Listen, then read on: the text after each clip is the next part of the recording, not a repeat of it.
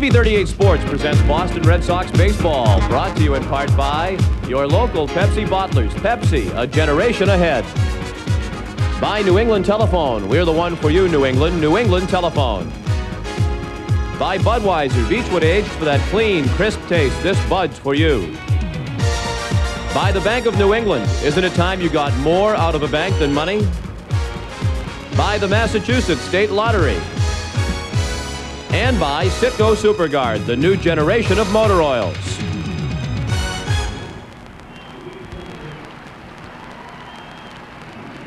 Good afternoon, everybody, from Fenway Park in Boston, where this afternoon the curtain falls on the 1989 season as the Red Sox meet the Milwaukee Brewers. Sean McDonough, along with Bob Montgomery, great to have you with us today for the final ball game of the season. This is a somewhat important ball game as the Red Sox entered today one game ahead of Milwaukee in the battle for third place in the American League East. So the Red Sox have already assured themselves of a tie, but they'd rather not tie. They'd rather have third place all to themselves. It'll be John Dobson on the mound for the Red Sox today against Jamie Navarro. And other than that, I think the way the season has gone for these two teams, Monty, the players and coaches are probably glad that the season is about to end and it's on to the offseason and looking ahead to next year. I think every player looks for the last day of the season. Obviously, if you're on a winning ball club, you're getting excited about going into the playoffs. And if you're not on a winning ball club, you're looking for some way to get the season over with and get into the winter and figure out why you didn't have a better season this summer. So it's a day that everyone looks forward to, and you can have a bit of fun with the last day. I think the Red Sox did today. And we're going to have some fun today as we pay tribute to our award-winning crew that has won 10 Emmys in a row for outstanding sports coverage of Red Sox baseball. We'll start with a look at our TV38 truck, which is parked right outside Fenway Park. As you can see, it carries 16,000 pounds of equipment for every telecast, and occasionally it is more than that, as Jim DeWitt discovered when he found Bruce Harned sleeping. It weighs 20 tons, but we're told when our director Tom Tedisco is in the driver's seat, it is considerably more than that. Coming up, the starting lineups right after this.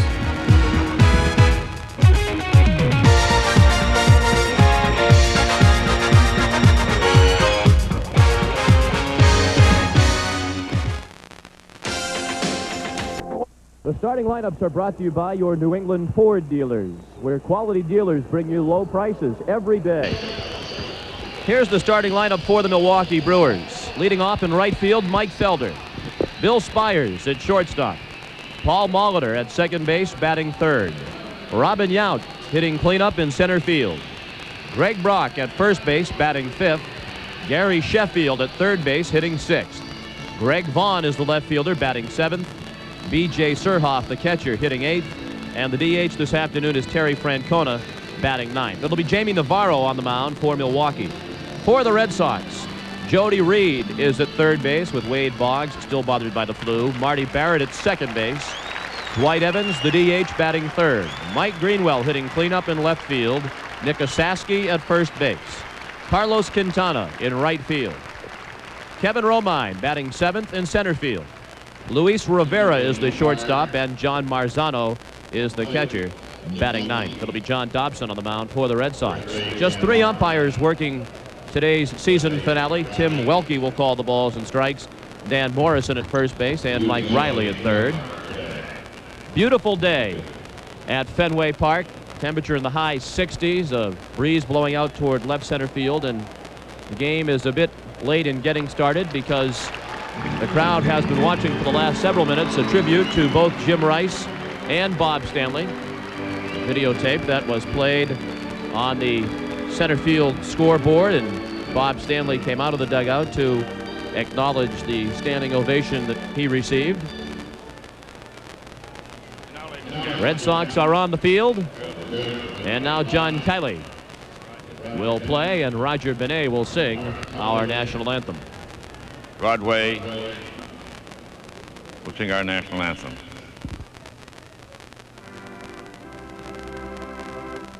Oh, say, can you see by the dawn's early light what so poorly we hailed at the twilight's last gleaming, whose broad stripes and bright stars through the perilous fight for the empire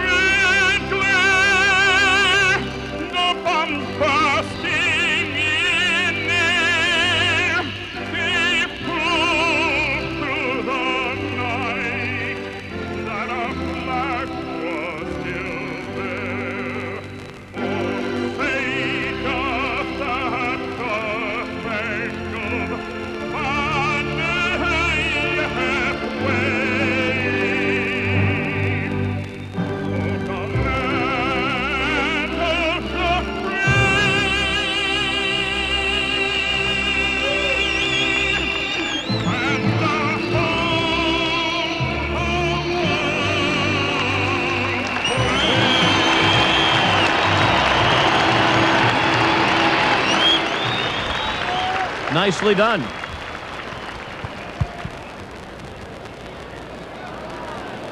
Just about a sellout crowd on hand, only a few empty seats out on the bleachers, and those are likely to keep filling up as the afternoon goes along. Red Sox trying to hang on to sole possession of third place in the American League East as they battle the Brewers in the final game of the season. And it will be John Dobson on the mound. Brewers have already assured themselves of a season victory over the Red Sox. They lead the series 7-5, but John Dobson can win here this afternoon. That number would just go by the boards, and the Red Sox would finish third all alone. One thing that has bothered Dobson quite a bit this year, of course, has been the stolen bases and the fear, not the fear necessarily, the probability of a lot of running going on. And of course, this Milwaukee ball club, one of the runningest ball clubs in all of baseball, both American and the National League. Milwaukee with 164 stolen bases on the year leads that way in the American League, and be quite a test for young John Marzano perhaps this afternoon. Maybe somewhat of an unfair test with Dobson on the mound because he does not hold runners on well, but that would be more of an indication what maybe look for in the future for John Marzano if he were to be successful in throwing out a couple speedy Milwaukee runners. Top part of that order for the Brewers loaded up with speed and a lot of stolen bases. There has been some speculation that Rich Gedman might not be back in a Red Sox uniform next season. He is out in the bullpen today.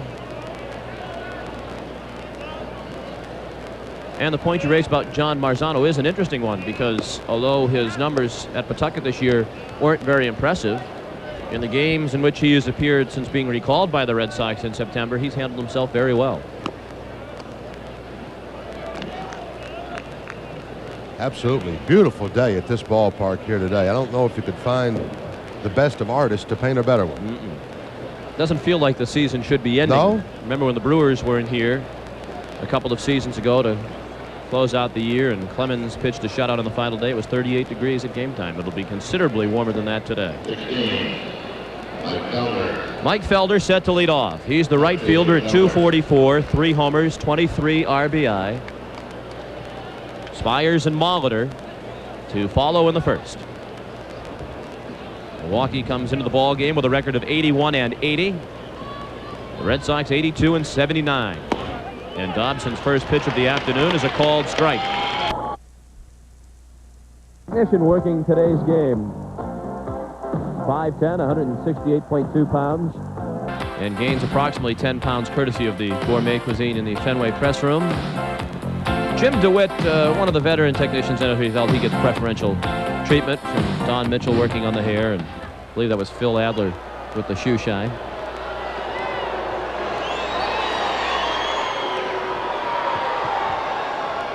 We're in the bottom of the 8th. 3-1 Red Sox. Marzano at the plate with a count of 1 strike. Throws the bat at it. That's a little looper down toward the corner. Marzano trying for 2, and he'll get there. John Marzano, his 3rd double since being recalled. He is 2 for 3 this afternoon and 8 for 18 since being called up from Pawtucket. And yet another double for the Red Sox on this 1989 season. That's literally reaching out and golfing one to left field. Marzano with a bit of a late slide and a hard slide to second. Throw a bit high. It'll be over everybody's head, but Brock there to back it up.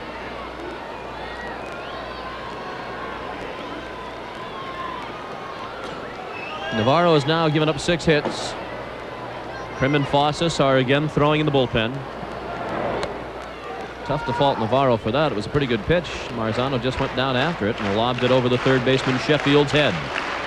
Jody Reed doubled and scored an unearned run in the 6th. He scored on the 2-out bouncer down to third off the bat of Greenwell that Sheffield booted for an error. Jody tries a bunt, popped it up. That's a foul ball on a very close play. Tim Welke with the call.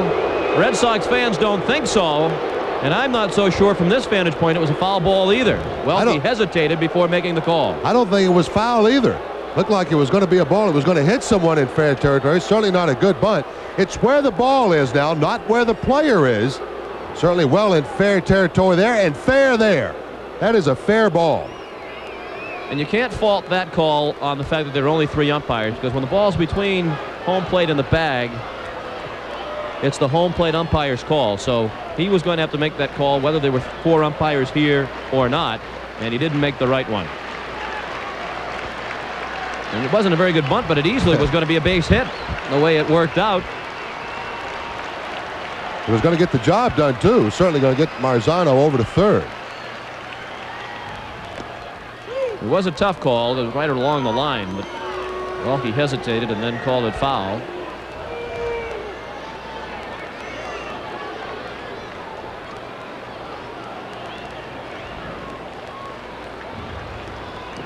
Oh, 0-2 now, and Brock has backed up. He's well behind the first base bag. Sheffield is still on the edge of the grass at third.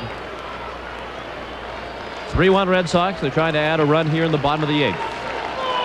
They are out hitting the Brewers 5-3 as John Dobson and Dennis Lamp have pitched very well this afternoon for the Red Sox. Jody started backing out just as Navarro started into his windup.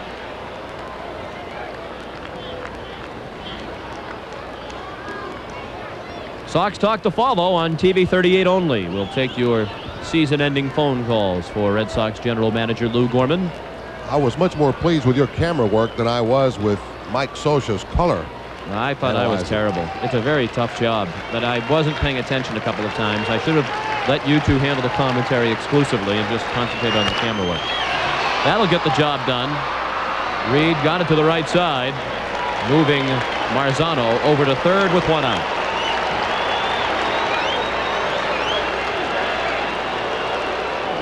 On this, the final day of the season, we also want to say thanks to the gentleman on the left of your screen, Dick Brashandi, the Red Sox Vice President in charge of public relations, for all of his assistant and his staff, Jim Samia, Josh Spofford, Jack Rogers, Red Sox traveling secretary, on the right of your screen. There's a nicer guy around Fenway Park on a nightly basis. I have not met him. You're not likely to ever meet one either. No, I don't believe. Not even just around Fenway Park. You'd be hard-pressed to find a nicer person anywhere. Luis Rivera, a 2-run homer in the third. He's 1 for 2. He sacrificed successfully his last time up.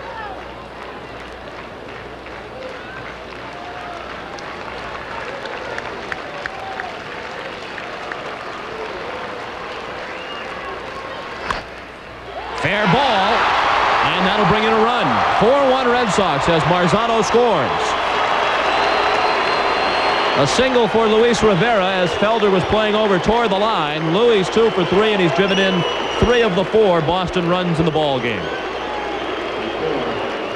This is the same man that 2 at-bats ago pulled one high up into that screen to left field. Man at third, he'll slap one to that right side. He'll squeeze it between Brock and the bag for a single and an RBI. His 3rd in this ball game, and Boston now picks up a pad run. They lead by 3.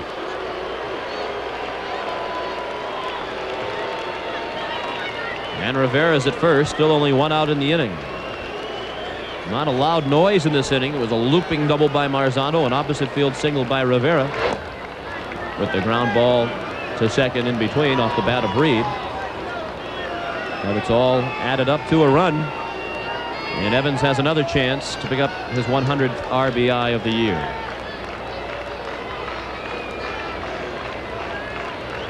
Trying to get there for the 3rd straight year at age 37.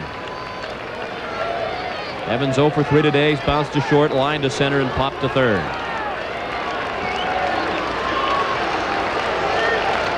Rivera takes off, and the ball breaks away from Surhoff. He still doesn't see it. Rivera got up and took a couple of steps toward third, but now he retreats to second. Well, it was going to take a long base hit, if not the homer, for Evans to get that 100th RBI. Now with a stolen base by Rivera, his 5th on the year, a base hit would get the job done for Dwight and have him come up with the 100th RBI. Surhoff, in an attempt to rush, maybe get rid of a throw, just had the ball go off the end of his glove and then couldn't locate it. And once he found it, Rivera had to hold the ground at second. No word yet on the scoring. Evans, 100 RBI.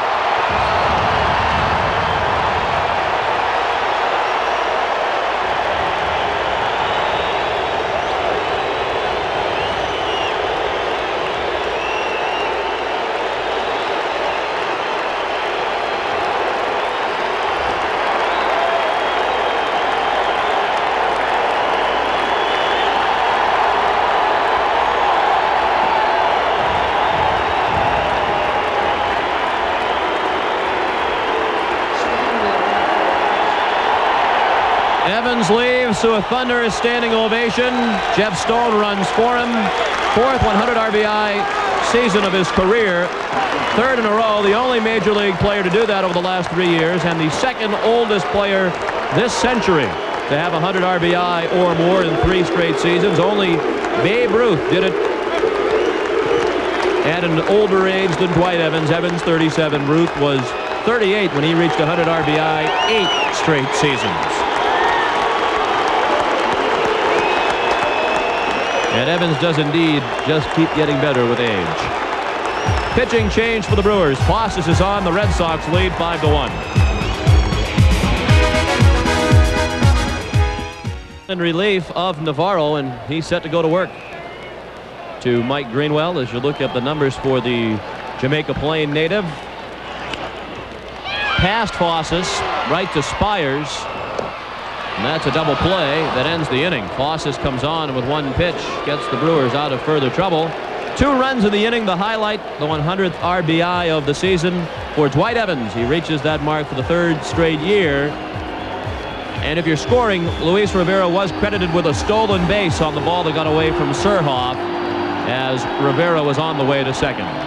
Stanley out to the bullpen. He receives a great cheer out there. We go to the 9th, 5-1 Red Sox.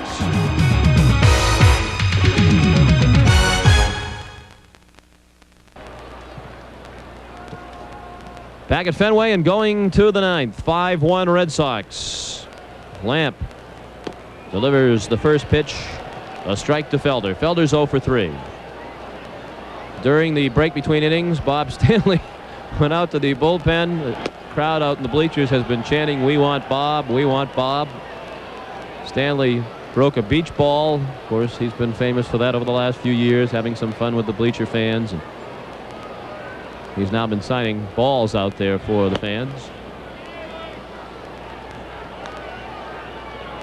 Bill Spires to follow, and Paul Molitor in the 9th. Red Sox trying to wrap up sole possession of 3rd place as the 1989 season comes to an end. While we have a moment, we want to thank all of our great sponsors of Red Sox baseball this season: Pepsi, Bank of New England, the New England Ford dealers, Anheuser-Busch and Budweiser, the Massachusetts State Lottery, New England Telephone, Baybanks, Citgo, McDonald's, and all the others who have made it possible for us to bring you Red Sox baseball during the season. That's strike 3. Lamps retired all 7 he has faced, and we'll pause for station identification. This is the TV 38 Red Sox Network. This is TV 38, WSBK TV, Boston. Here's the Dwight Evans base hit that gives him the 100th RBI on the year. It looked for a second as if he wouldn't get it. He had a chance earlier in the ball game with a guy 3rd and less than 2 outs. The infield pulled in, popped up that time, and the stolen base of Luis Rivera, the big play. Evans having a chance to drive in that runner from second, and he did so, also giving the Red Sox a 5-1 lead. Strike into Bill Spires. He's 1 for 3. We also want to thank all of our great technicians. You've seen many of them during the day today. There's a base hit. Ball hit the part of the stands that juts out, and that'll hold Spires to a single. Just the 4th hit for Milwaukee. The first hit and first base runner since Yount hit a home run in the 4th. 15 in a row had been retired by Dobson and Lamp before that base hit.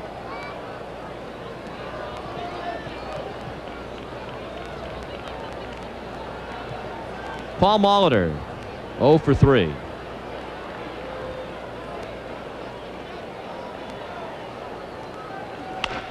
Back to the mound, a double play could end it. It does.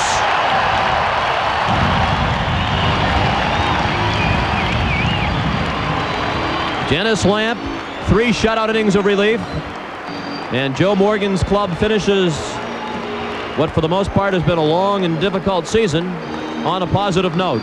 In sole possession of 3rd place. This has to be a most difficult walk-in from the bullpen for Bob Stanley, leaving with a cake given to him by the folks out in the bleachers.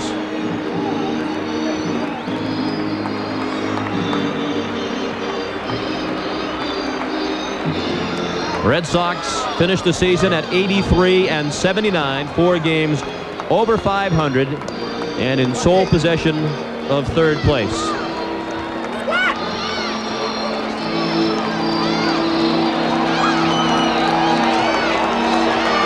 That was Jerry Royce offering his best wishes to Stanley, Bill Kruger.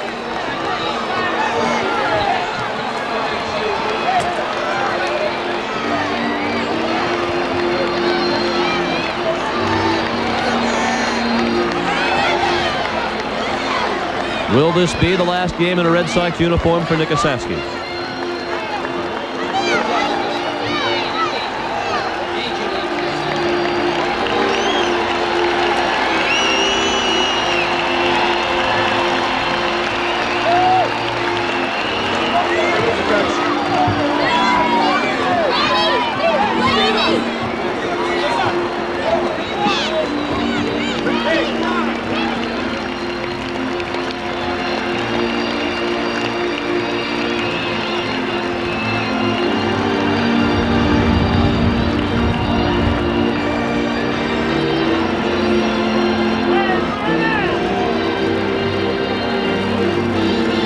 The final score, Boston 5 and Milwaukee 1. We'll be back, and remind those of you watching on TV 38 to stay tuned for Sox Talk. We'll be back right after this.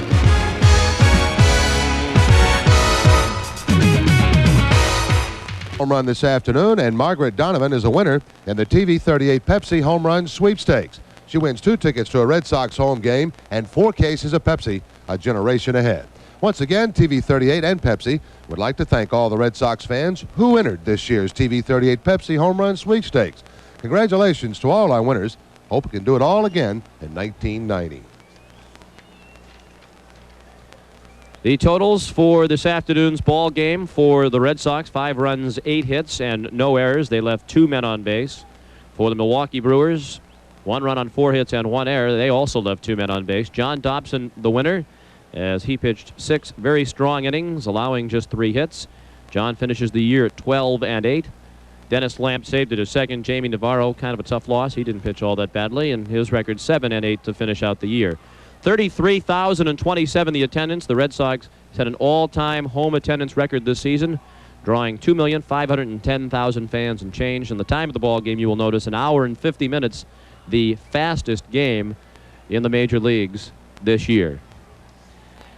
Throughout the day, we have been saluting our technicians, and the technicians were polled on a variety of questions, as you know, and we also polled them on who is the most valuable technician, or the MVT, in 1989. And Jack Fortnat, the man on the left of your screen, accepting the congratulations of Mike Scioscia on the right. Jack has worked at TV 38 for 22 years, and he really fits the description of all of the people that we have the pleasure of working with. Not only an outstanding technician, but a great guy. We're very lucky. We're certainly very lucky, and I think the baseball fans and the sport fans of New England are very lucky when a TV 38 production is on the air, because we have experienced people that really know how to handle it and to make it look so nice and easy, when in fact it really is not that easy. The Red Sox win on the final day of the season. We'll have much more from Fenway right after this.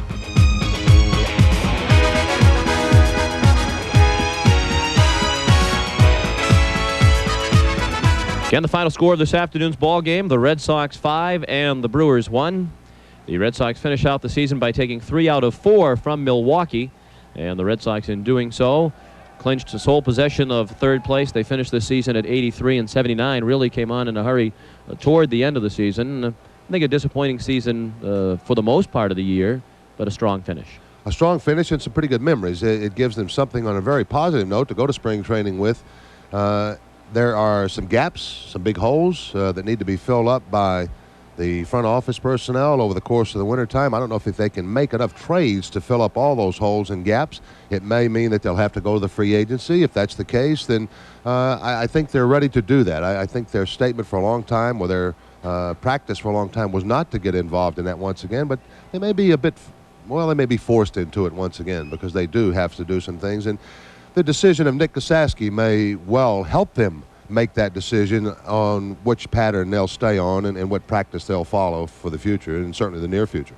It will be an interesting offseason, and certainly this season had its interesting moments. I think if you had to go back and look at the one moment that maybe turned the season around and demonstrated that this was not going to be the Red Sox year was the night here at Fenway Park against the Baltimore Orioles when the Red Sox were on the verge of sweeping a 4-game series, had a 6-0 lead, on the verge of moving into a tie for first place with Baltimore. They lost. They never got back to first place, and that was a crushing defeat, I think, when you reflect back on it. They seemed to just really go exactly in the opposite direction once that did take place, and they couldn't find their footing once again for a long time after that, if they ever found it at all, other than this last spurt that they put on, playing some very good clubs at the end of the season. But I think overall there will be certainly more negatives than positives that come out of this 1989 season, and what they need to find now is some way to get rid of a few more of those and find a few more positives in the near future, and hopefully once they start off again next year. By the way, I would expect that we would see Roger Clemens against Jack Morris on opening day. They faced the Tigers in the 1990 season to open the season again.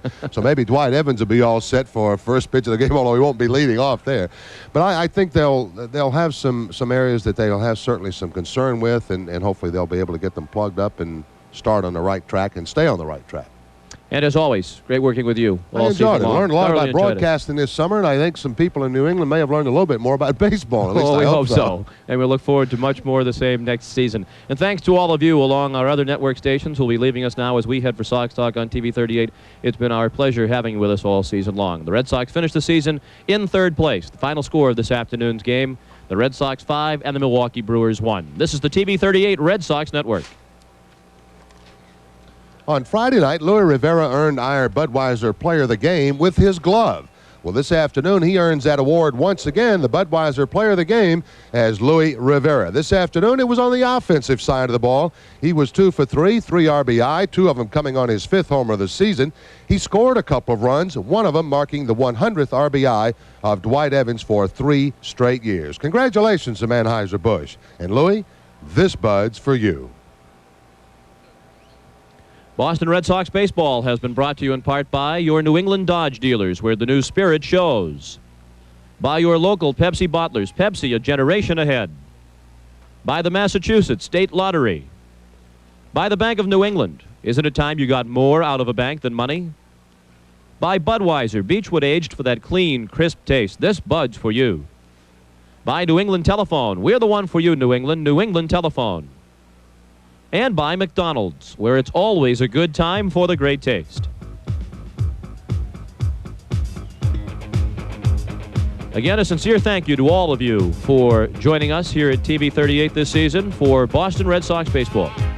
And we invite you to stay tuned now for Sox Talk with Red Sox General Manager Lou Gorman. This has been a TV 38 Sports presentation.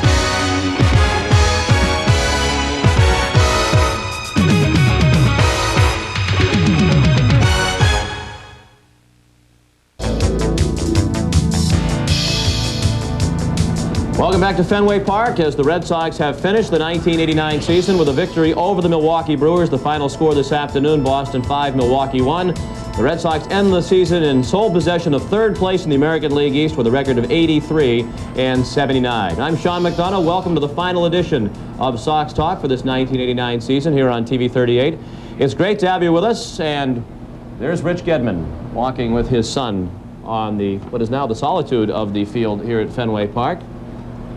Lou Gorman joins us here in the booth, as always, for Sox Talk. And Lou, your general thoughts as you reflect back on the 1989 season. What are the things that enter your mind? A number of things, Sean, enter my mind. First off, I think that number one, had we not had the injuries we had, and I know that people will say, or the media will say that's an excuse, but we did have serious injuries. But I really think if we'd had Oil Can Boyd in that rotation all year, and if we'd had Ellis Burke sound all year, I believe we'd have battled Toronto for that pennant till the final day of the season. I still believe that.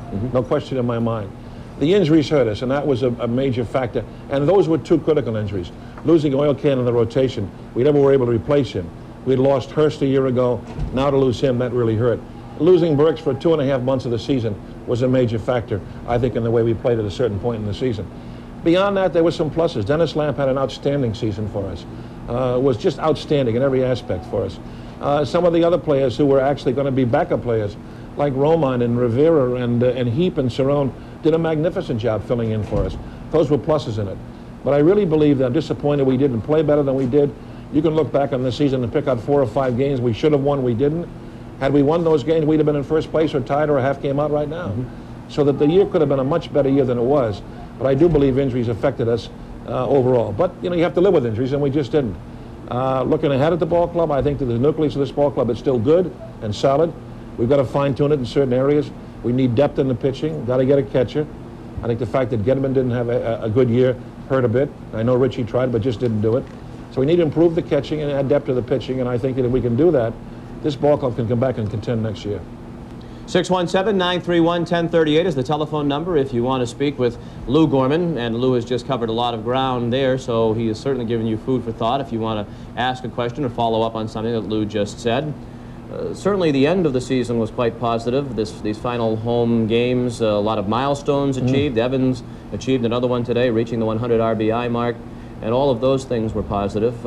I know the Red Sox wanted to have a day for Jim Rice and Bob Stanley today on their final days in a Red Sox uniform. Yeah, we talked about that, Sean, and we had talked to Jim on Monday, and the reason we actually talked to Jim on Monday about not renewing the option was the fact we wanted a week to promote a Jim Rice day for him today. But Jim didn't want to do it. He didn't want to have any part of it, and so we felt we couldn't do Bob Stanley and not do Rice. Either we do them both today or we don't do either. We decided what we would do with Bob, and I talked about it, that next year we'd pick a day for Bob, maybe in May, June, or July, on a Saturday or Sunday, have a Bob Stanley day and do it up right for him. Hopefully someday that Jim will mellow in that regard, and we'll do it for Jim Rice too. Were you surprised by Jim Rice's reaction? We heard from Jim Rice the other night, and he didn't come right out and say that there are some hard feelings or bitterness between himself and the Red Sox front office, but are you surprised that he has kept a very low profile here over the last few days and refused to have a day in his honor? A little bit, Sean. I think that Jim was upset about it. I know that he's got a tremendous amount of pride. He's a great athlete, there's no question. He's one of the great players in Red Sox history. He belongs in the Red Sox Hall of Fame, and there's no question about that. We felt we didn't want to pick up the option at $2.3 million for next year. I think the big thing that got Jim upset is the fact that we wouldn't invite him back to spring camp next year. But we felt it was time to make a change, to move in a different direction, start bringing up some of the younger players. Jim's got an elbow problem, a knee problem, which hopefully over the winter he's going to have operated on and corrected. But we felt that it was time just to make the change and go in a different direction. We were very sensitive to Jim's position. We tried to handle it with a great deal of class in dealing with him. We offered to have a day for him. And you know, the Red Sox paid him $10 million the last 5 years. But the Red Sox treated him very well, I think, over the last of his career. But I'm sorry he felt that way, but I still have great respect for him as a player. 617-931-1038, the telephone number if you want to speak with Lou Gorman on Sox Talk this afternoon. And Bob Stanley departs after a solid career, up and down relationship with the fans, certainly very positive here today as far as the fans were concerned. You know what's amazing, Sean, is in the bullpen the last 3 or 4 nights the fans have been giving him gifts. He's brought in gifts every night from fans in the bullpen. Bob, before we ever talked to Bob about a future, he came in and said, I want to retire. It was his decision, and he really said to us, even if you had elected the option to bring me back, I would have retired anyway. And from that standpoint, but Bob's done a great job. He established some records that probably never will be broken by a relief pitcher in the Red Sox history. He's been a great guy in this career. He's been 16 years, 13 in the big leagues, 3 in the minor leagues as a Red Sox pitcher. I don't think that he'll ever want to play for any other club. He said that in the meeting with us.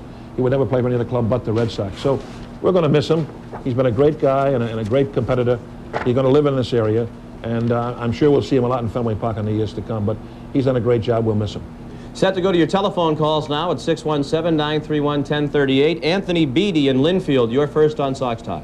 Yes, sir. Good afternoon, gentlemen. Good afternoon. Anthony. I have a quick question, basically, which stems upon now that Jim Rice and Bob Stanley are gone and the money that will be freed up from their contracts, will the Red Sox actively pursue any free agents such as Joe Carter or anybody along those lines. And just to give you a hint, there's a ball player in Cincinnati who I think the Red Sox would love to have, and Rolando Room.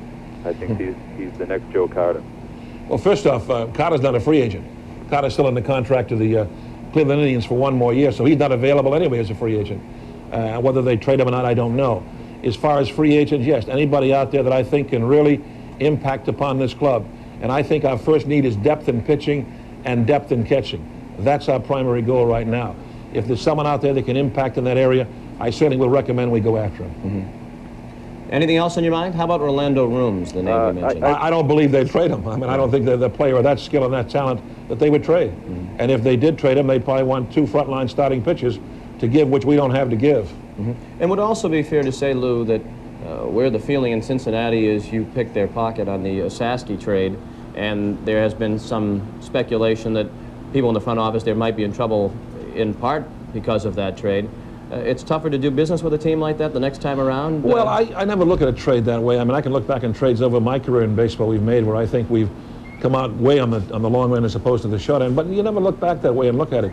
As long as you've got what you want that improves your club and they've got what they want that improves their club, that's all you can look for in a trade. I don't think people worry about that. I think if I got involved in a trade and the other guy got the better part of the trade, I still wouldn't mind going back and trade with him because you still stand on your own judgment. That's all you have to stand on. I got a kick out of one of the writers here locally one day recently wrote a piece and said, well, the Red Sox rely too much upon scouting reports. Well, what do you rely upon? A Ouija board? A crystal ball?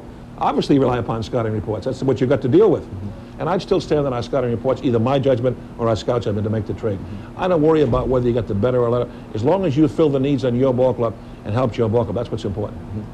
The caller raised the issue of free agency. You've said the Red Sox will get into the free agent market if it is going to help the ball club. Nick Osaski has already stated his intention to test the free agent waters. We talked about on our telecast today, among the players you get the feeling that they're not very optimistic he's coming back. I would imagine you are optimistic. Well, we talked to him. Haywood Sullivan and I had a meeting with him the other day for about 45 minutes in the office, and we laid the cards on the table. We told him we're prepared to negotiate a multiple-year contract. I don't think money's going to be the problem at all with Nick. I think the question in Nick's mind is where he wants to live the rest of his life, whether he wants to settle someplace else or settle here in Boston. He told me he thoroughly enjoyed playing here. He told me one of the best years he's ever had in baseball. He liked playing for Joe Morgan. He liked this ballpark. And I really believe the American League is his league. He's an off-speed breaking ball more hitter than he is a fastball hitter. This is an ideal league for him to play in, and this ballpark is ideal for him.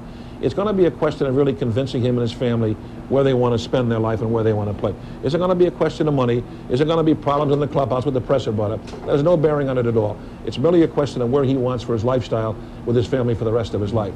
I hope we can convince him to stay in Boston. We're going to make every effort to do it.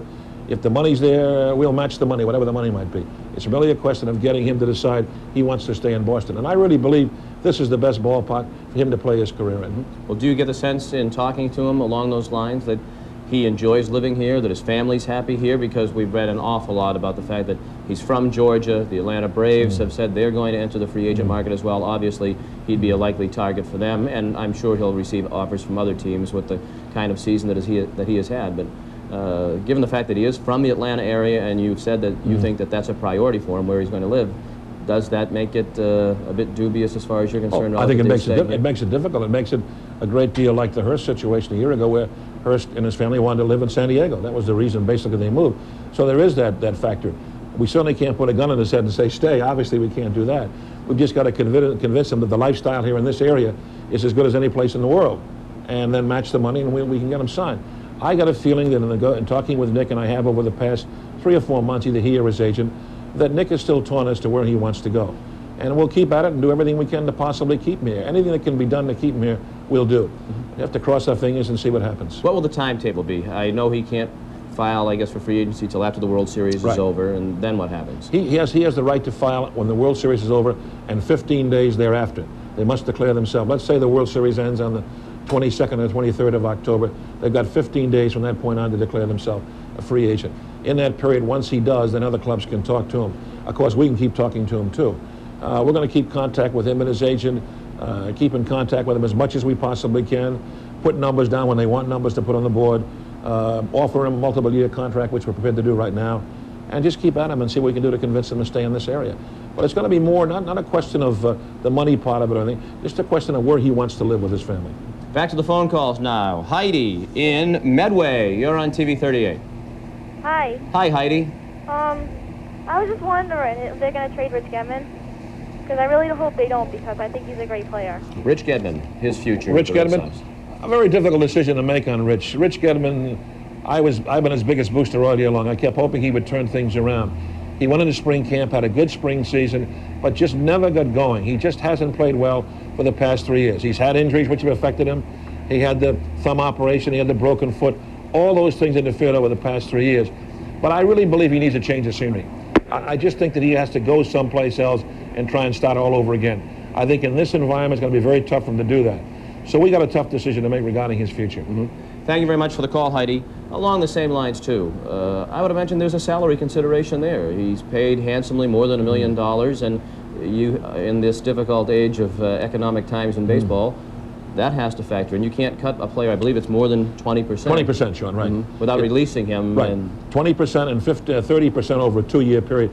So 15% over a 2-year period, but 20% total. Yeah, Richie's contract's $1.1 million, which is a lot of dollars. And I think based upon that, it is a consideration financially. It's a tough situation because I really believe he has ability and talent. We just haven't been able to get it out of him. I think the fact that the injuries over the past 2 years affected him, and he hasn't been able to come back from that. And it's a tough decision to make because he does have some talent. But I really believe, and I think Richie feels strongly in his own mind, that he wants a change of scenery. He doesn't want to stay here. I'm confident of that. He's asked me 2 or 3 times about being traded. So we'll look at the market and see what we can do, but I think it's going to be tough to bring him back. along the same lines, and we do have to take a break shortly, and we will. John Marzano, for the most part, a disappointing year, hit in the low 200s for Pawtucket. And he's been a disappointment the last couple of seasons, but then he comes up here in September and did what he did for the month, including today with 2 more hits today. Can you take what he did in this short period of time in the big leagues and say, that's the real John Marzano, or should we judge by a much longer stretch of time over the last 2 years and the fact that he has been, for the most part, a disappointment? John Marzano has ability. The problem has been getting it out of him.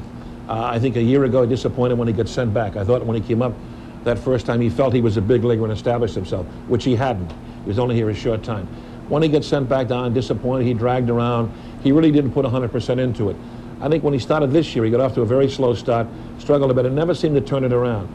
But I think we brought him back with the hope that we could show him that, look, we still think you're a big league catcher. We still think you can catch in the big leagues. He came up here and showed you some of the ability he has. We've got to find a way to get the ability out of him. There is talent there. There is ability there. I think that John Marzano can become a big league catcher. And along the same lines, Tony Pena, we've read his name 1,000 times as the possibility of a free agent, that the Red Sox have some interest in him. I know you're in an uncomfortable position commenting about people on other teams, but if a Tony Pena type catcher were in the free agent market, would the Red Sox be interested? We'd have to be interested, obviously. If a Tony Pena is in the free agent market, he's an outstanding all-star catcher in the National League. We'd have to have definite interest in a catcher like that, yes. We'll be back to take more of your calls in just a moment. The Red Sox won this afternoon by a score of 5-1.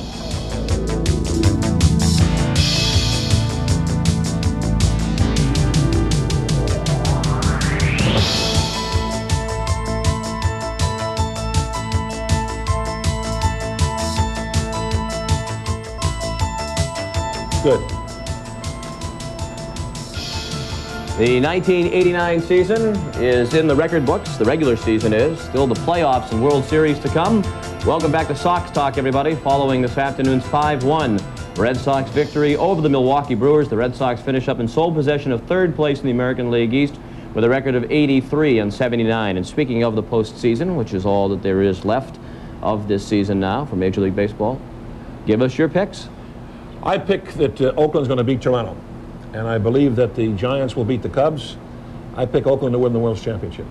I think, in my mind, they're the best club in baseball today, and I believe that this is the year to win the World Championship. I would agree with you. I think both league championship series will be very hotly contested. I think the Blue Jays have the kind of pitching that can play Oakland tough. Yes, they're going to be great. They're going to be great series.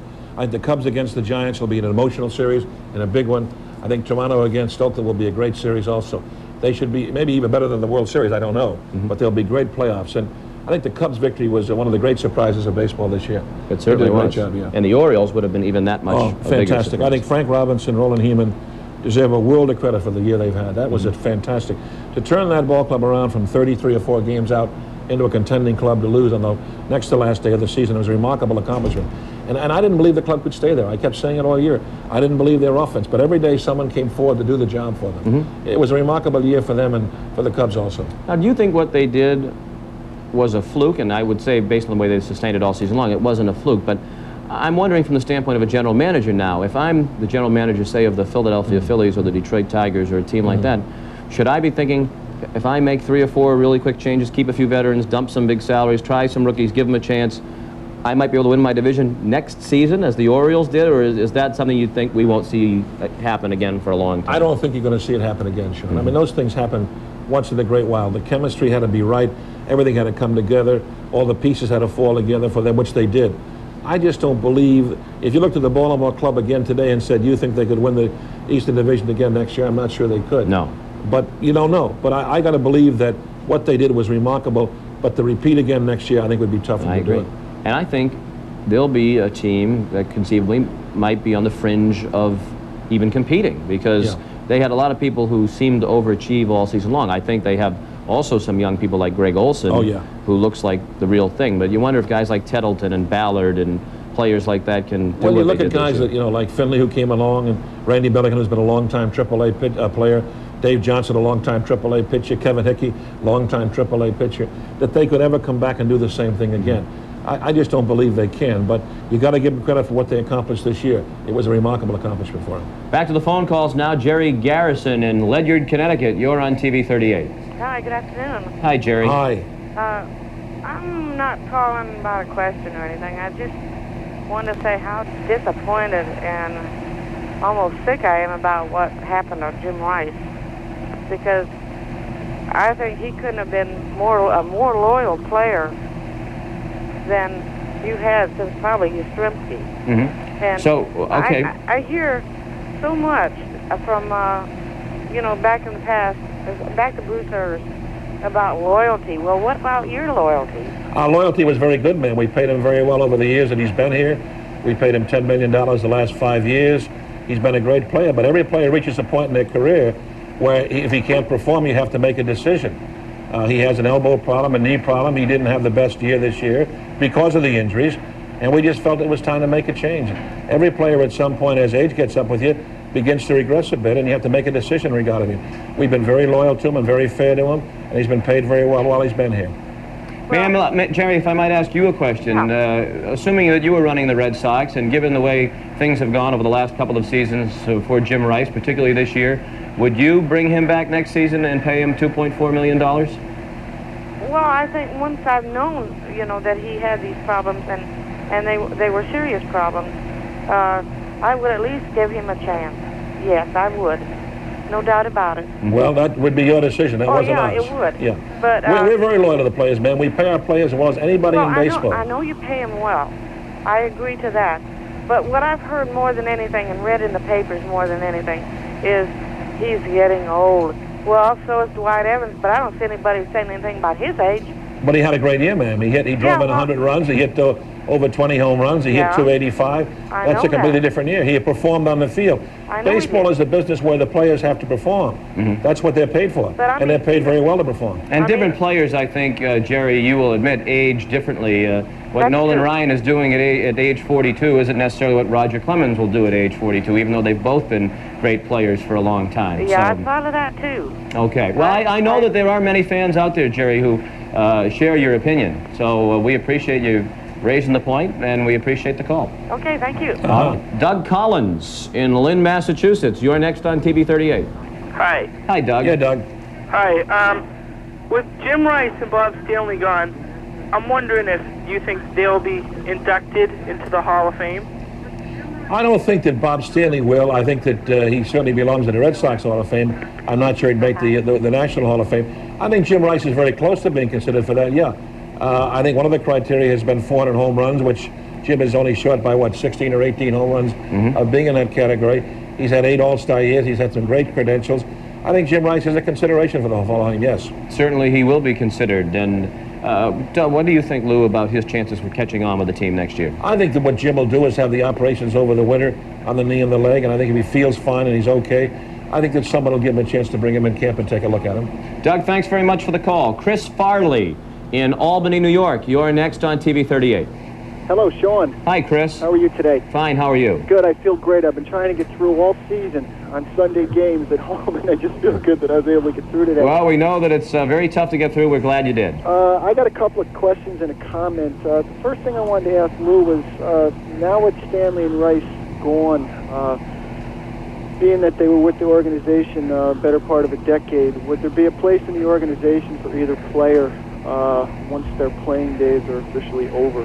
I think in Bob Stanley's case, Bob talked a little bit about that to us, but Bob right now has a landscaping business going, which he wants to devote full time to, which I think he'll do for the next few years.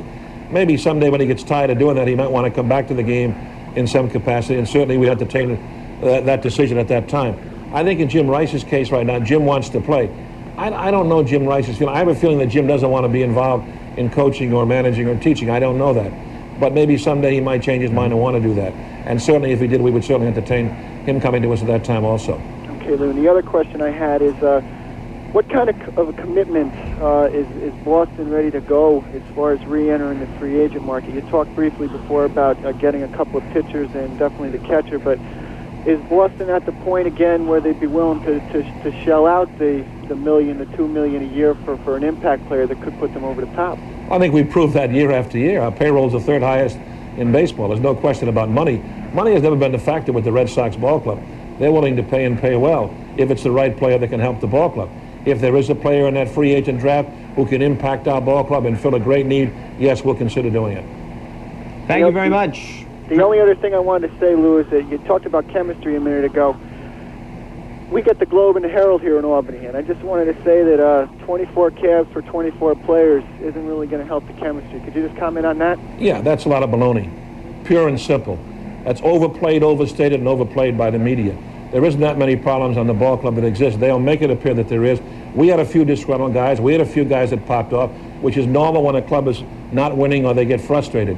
But as far as the attitude on the ball club, as far as morale on the ball club, there wasn't a major attitude problem. There wasn't a major morale problem. And I don't believe that. Good luck in 90, and thanks for an interesting summer, Lou. Thank you. All right, Chris, thank you very much for the call. 617-931-1038 is the telephone number. We want to tell you that at the end of this program, we will have a video salute to Jim Rice and Bob Stanley as their careers come to an end with the Boston Red Sox. Hearing Chris ask the question about if they would be interested in staying within the organization, I would think players of that type, particularly in this day and age, the Jim Rices, the Bob Stanleys, who have made so much money over the course of their careers, why would they want to spend time traveling around in the minor leagues, riding buses, going to places like, and we're not meaning to slight Elmira, New York, which I've spent time there. Sure. It's a lovely town. Great town. In Lynchburg, Virginia, and places like that. But why would they? Won't it be difficult to get those types of people into the coaching ranks for the money that you can afford? It's an interesting point you make, Sean. Let me just tell you one brief, quick story. When I was with Kansas City, we had a player on the club at that time, Bobby Knopp. Near the end of his career, had been a great player, second baseman with the Angels, second baseman with Kansas City. Brilliant guy in the sense he knew the game, loved the game, would have been a good, great teacher and coach. Came to me the last year of his career, said he wanted to be a manager or coach. I had a AA job open. I sat and talked to him about him. I told him I'd love to have him for the job. We sat and talked, and finally he said, what would the job pay? I said, well, the job would pay $25,000, $27,000. He said, oh, $27,000 a month? I said, no, not a month, $27,000 for the season. He said, well, I can't take that job. I'm making $400,000 a year as a player. How can I step back and take that job? And he didn't take that job. So your point's well taken. Many of these guys in the big leagues are paid such big money today, and they're really set for the rest of their life financially, that they may not want to do that kind of thing and ride the buses and work with young kids.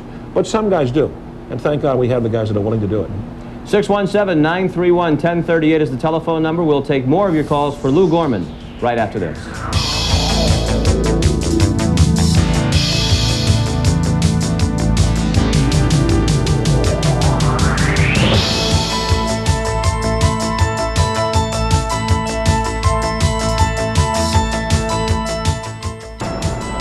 The Red Sox and their fans look ahead to the 1990 season. 1989 is in the books at 83-79 in sole possession of third place for the Red Sox. As this afternoon they closed out the season with a 5-1 victory over the Milwaukee Brewers. Sean McDonough along with Lou Gorman. Welcome back to Sox Talk. We're set to go back to your phone calls. Mike Powers in Lunenburg, Massachusetts. You're on TV 38. Hi, Mike. Hi. You're on the air, my friend. I just wanted to say hi, Mr. McDonough, and hi, Mr. Gorman. Mike, hi, nice Mike. to talk with you. My first question is, if Nick Kozowski does leave, who would be your #1 replacement for him? At this point, I'm not sure. Quintana has played at first base, obviously, in the past at Pawtucket and done a decent job. He's a consideration. We might look around on the free agent field, see if there's a first baseman out there. Maybe have to trade for one and get one in a part of a trade. But at this point, I'm not sure what direction we would go. Danny Heap might be a well, because Danny Heap's played there too, and Danny Heap can play that position too. And he'd be a consideration also. But I think we look at the free agent field, we look at the trade market and see what might be out there. How about Keith Hernandez? His name has been mentioned as somebody the Mets apparently are not going to have back next season. The rumor is that he might be out there as a free agent player available, and that's a consideration.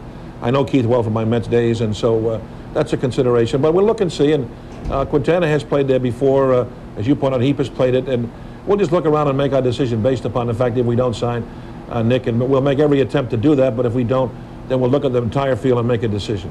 You mentioned Carlos. For a while now, he's been one of the top prospects in the organization. He would have had a great chance to play when Ellis Burks was injured, but then he subsequently was injured, and Kevin Romine got the great opportunity to play.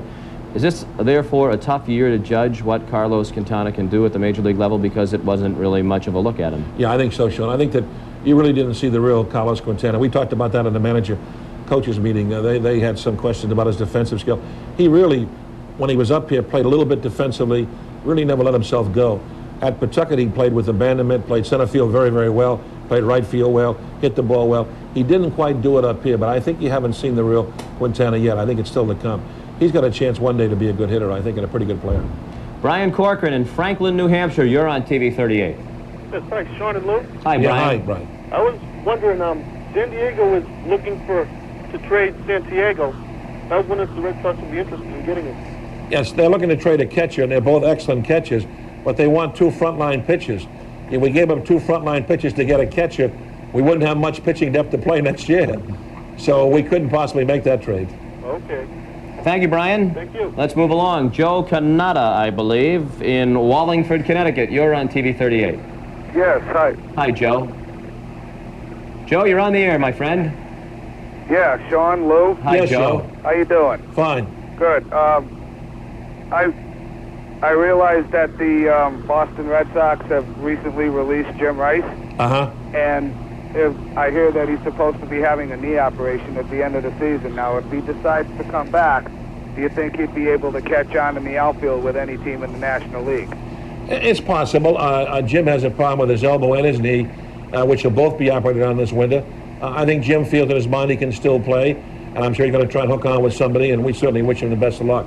Yeah, because Jim Rice has been one hell of a ball player in his days with Boston, and I'm really going to hate to see him leave. Great player. He's been a great player. We hate to see him leave also. He's been an outstanding player. He's put up great numbers. He belongs in the Red Sox Hall of Fame, and we'll miss him. And I've been a Red Sox fan for 23 years, and I'm hoping that you guys sign Nick Kozowski next season because well, I'm hoping more than you. Believe me, I'm hoping more than you are that we can sign him. Believe me. And also, one more thing before I go, you did a terrific job picking up Luis Rivera from Montreal. He was just totally outstanding all season. I thank you. I think John Dobson was a pretty good pickup with him too. Yes, yeah, he was. Thanks, Joe. Thank you. You mentioned the coaches meeting, and you went through and evaluated the entire roster at this level. And then the coaches were rehired.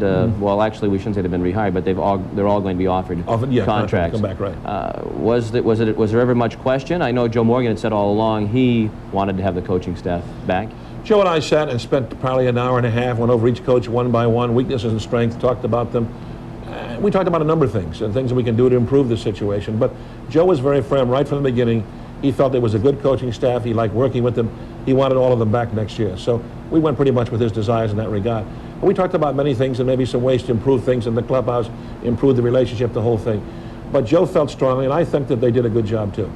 617-931-1038 is our telephone number. We'll be back with more of your calls for Lou right after this.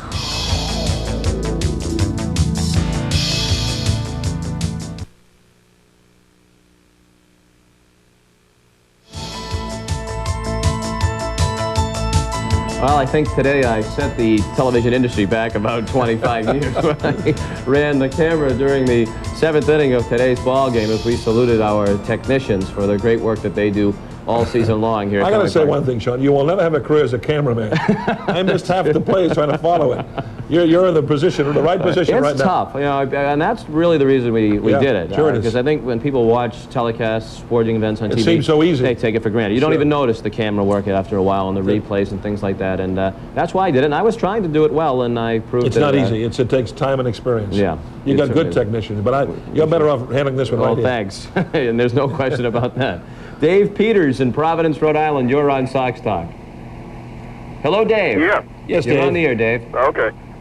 So go ahead and speak right up. All right, Lou, how you doing? Good, Dave. Question I have for you is whether you're committed to Joe Morgan as the manager of the Sox for the next year, 2 years, or whether you've thought about making a change. No, we did not. Joe Morgan's our manager for next year, not 2 years, next year. And we're committed to Joe Morgan for next year, yes. Anything else, Dave? Well, have you thought about Dallas Green at all? Dallas Green? Mm-hmm. Dallas Green's an excellent manager and a good baseball man. I know him well. But I think that we feel that Joe Morgan, you got to look back on this year and realize the injuries we had. And even though the media wouldn't pay tribute to them, we had a tremendous amount of injuries that affected the performance of this ball club. And you can't fault Joe for those. Had the club been sound all year, we played with a very sound ball club, everybody intact, and we didn't win, that's a different story. But you certainly can't blame Joe Morgan for this year. Dave, thank you. We appreciate the call, and we want to apologize for the rest of you who are on hold, but unfortunately we are just about out of time for this final edition of Sox Talk for the 1989 season. Lou, on behalf of all of us at Channel 38, and I know the fans appreciate it very much too, we really do appreciate you coming on after these Sunday home games and being honest and candid and responding to all the questions, and we wish you success in what I know will be a very interesting and busy off-season. It'll be a busy off-season. Let's hope we can make the right improvements, and next year be sitting here talking about trying to win the American League pennant. I think that there's a good chance that that will be the case. Let's hope so, Sean. Lou Gorman, we appreciate him, as we said, being with us all season long.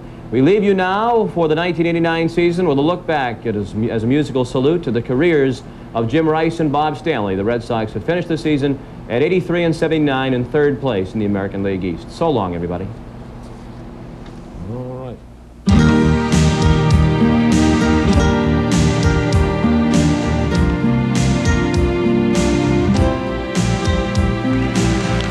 Fly ball left field. It's toward the wall. It's into the screen for a home run. Red Sox win on the Rice homer. Oh my God. They want Stanley to strike him out. He does. Bob Stanley gets one on the outside corner, and Burroughs is caught looking.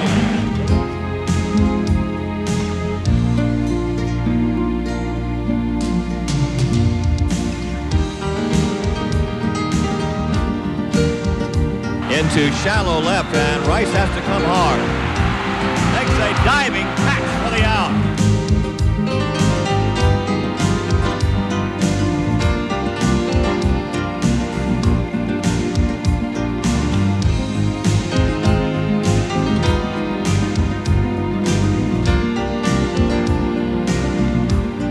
Here's a two-strike pitch. He's out of there, and the game is over.